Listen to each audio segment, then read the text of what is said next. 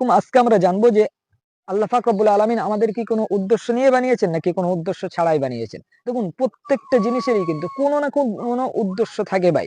আপনি কাজ করেন, আপনি ধরলেও দিনমজুরের কাজ করেন। আপনার উদ্দেশ্য থাকে কি? আপনার উদ্দেশ্য এটাই থাকে যে আপনি দিন শেষে কিছু টাকা পাবেন, সেই টাকা দিয়ে আপনার পরিবারকে চালাবেন। আপনি বিজনেস করছেন, আপনার উদ্দেশ্য কি? বিজনেসে দিন শেষে আপনি একজন সফল ব্যক্তি হবেন বলে। আপনি চাকরি করছেন কি? দিন শেষে মাস শেষে আপনার একটা বড় অ্যামাউন্ট আসবে। সেই অ্যামাউন্ট নিয়ে আপনার পরিবারকে নিয়ে সুখে শান্তিতে সংসার করবেন। সো আপনার পরিবারকে শান্তিভাবে চালাবেন, সুখের সংসার গড়ে তুলবেন। এটাই আপনার উদ্দেশ্য। তা প্রত্যেকটা মানুষের ভাই কোনো না কোনো উদ্দেশ্য থাকে কাজ করার পেছনে। ঠিক একইভাবে আল্লাহ পাক রব্বুল আলামিন আমাকে আপনাদেরকে যে বানিয়েছে এর পেছনে কি উদ্দেশ্য আছে? তো সর্বপ্রথম আমরা কোরআনে যাই। কোরআনুল কারিমে আল্লাহ পাক রব্বুল আলামিন বলেন যে ওমা খলাকতুল জিন্না ওয়াল ইনসা ইল্লা লিয়াবুদুন। যে আমি জিন এবং ইনসানকে সৃষ্টি করেছি কেবলমাত্র আমি আল্লাহ পাক রব্বুল আলামিন আমার ইবাদত করার জন্য। অতএব আল্লাহ পাক রব্বুল আলামিন কিন্তু আমাদেরকে সৃষ্টি করেছেন তার ইবাদত করার জন্য, উপাসনা করার জন্য। কিন্তু আজকে আমরা যদি দেখি আমরা কি বাস্তবে আল্লাহ পাক রব্বুল আলামিনের ইবাদত করি? কিন্তু করি না কিন্তু। হয়তো মুখে বলি, মুখে মানুষ অনেক কথা বলে। একজন প্রেমিক একজন প্রেমিকাকে বলল যে আমি তোমাকে ভালোবাসি।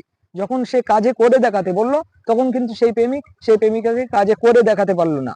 অতএব মুখে বলাটাই না, ঠিক একজন মানুষ একজন ব্যক্তিকে বললো যে আমি তোমাকে ভালোবাসি, দেখা যায় ওই মানুষটা পরেক্ষণই পেছনে গিয়ে বদনাম করছে, তার কাজে কামে চলাফেরাই দেখা যায় না যে সে তাকে ভালোবাসে।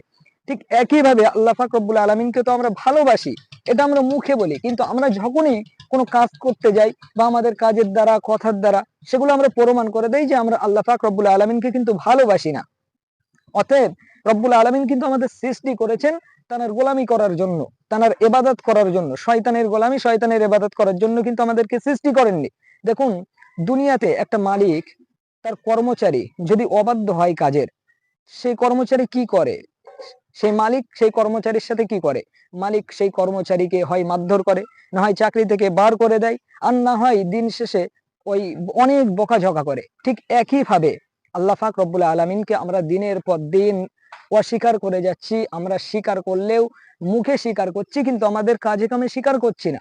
তারপরে আল্লাহ পাক রব্বুল আলামিন আমাদের কিন্তু এক সেকেন্ডের জন্য আমাদের ধ্বংস করেননি। তিনি যদি চান আমাদেরকে ধ্বংস করে দিতে, তো তিনি মুহূর্তের মধ্যে আমাদেরকে ধ্বংস করে দিতে পারেন। সুতরাং তিনি কিন্তু আমাদের ধ্বংস করছেন না। আমাদের সবচেয়ে যে দামি জিনিসটা দুনিয়াতে বেঁচে থাকার জন্য অক্সিজেন, এটা কিন্তু বন্ধ করছেন। তাহলে আমরা কেন আল্লাহ পাক রব্বুল আলামিনকে অস্বীকার করি? দিনের পর দিন আমরা কেন আল্লাহ পাক রব্বুল আলামিনের ইবাদত না করে শয়তানের গোলামি করি?